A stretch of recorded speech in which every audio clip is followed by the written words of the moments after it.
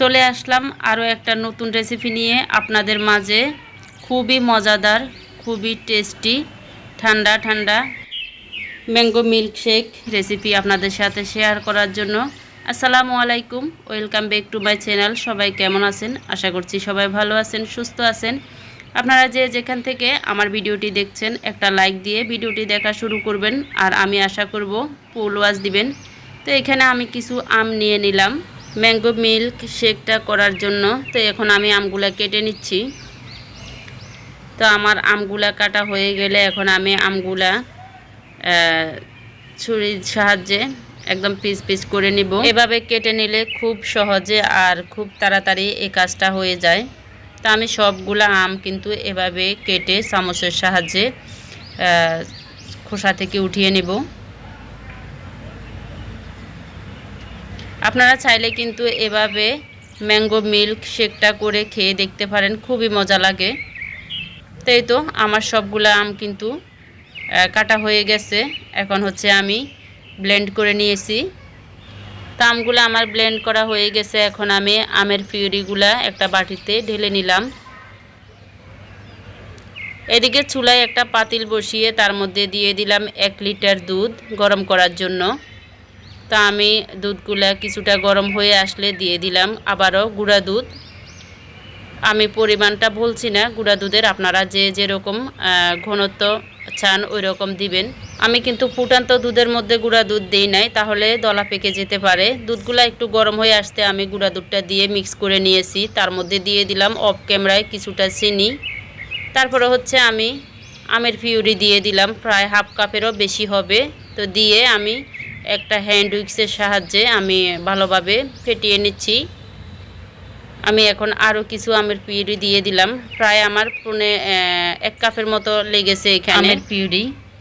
তো এখন আমি ভালোভাবে দুধগুলো আবারও ফুটিয়ে নিলাম। দেখেন আমার কিন্তু রেডি হয়ে গেছে মিশ্রণটা। তো এখন এগুলো আমি এক সাইডে নামিয়ে রাখবো ঠান্ডা করে। আবার এগুলো ফ্রিজে 2 ঘন্টার মতো রেখে দিব, একদম ঠান্ডা করে নেব। এদিকে আমি নিয়ে নিলাম হুইপ ক্রিম, তার মধ্যে দিয়ে দিলাম গুঁড়া করা চিনি। হুইপ ক্রিমগুলো আমার ডিপে ছিল। তো এখন আমি এগুলো বিট করে নিব।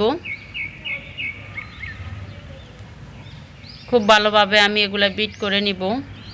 তো এখানে আমি হুইপ ক্রিমগুলো প্রায় 7 থেকে 8 মিনিটের মতো বিট করে নিলাম। ক্রিমটা প্রায় বিট করা হয়ে আসছে আমার। এরপর যে আমি দিয়ে দিব আমের পিউরি।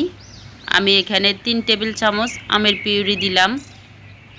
আপনারা যে যেরকম পছন্দ করেন ওই রকম দিতে পারেন। আমি 3 টেবিল চামচ দিলাম। আমের পিউরি দেওয়ার পরে আমি আবারও 1-2 মিনিটের মতো বিট করে নিব।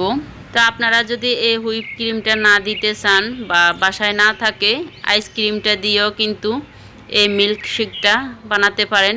আইসক্রিম দিলে কিন্তু খুবই মজা লাগবে খেতে। তাই তো দেখেন আমার কিন্তু বিট করা হয়ে গেছে। জাস্ট মিক্স করে নিলাম আর কি আমের পিউরি দেওয়ার পরে। তো আরও কিছু আমের পিউরি আমার বেঁচে গিয়েছে, এগুলো আমি হচ্ছে ব্যবহার করব। বিট করার পরে আমি কিন্তু হুইপ ক্রিমটা ফ্রিজে রেখে দিয়েছি। এখন হচ্ছে আমি একটা গ্লাস নিয়ে নিলাম ম্যাঙ্গো মিল্ক শেকটা সার্ভ করার জন্য। তো এই তো প্রথমে আমি আম দুধের মিশ্রণটা ঢেলে নিলাম, তারপরে দিয়ে দিলাম আমের পিউরি। আপনারা যে যেরকম পছন্দ করেন ওই রকম দিবেন। আমি 3 চা চামচের মতো দিয়েছি। তারপরে দিয়ে দিলাম হুইপ ক্রিম। এ পর্যন্ত কেউ আছেন কিনা জানি না, যদি থেকে থাকেন মন থেকে জানাই অনেক ধন্যবাদ ও ভালোবাসা ভিডিওটি দেখার জন্য।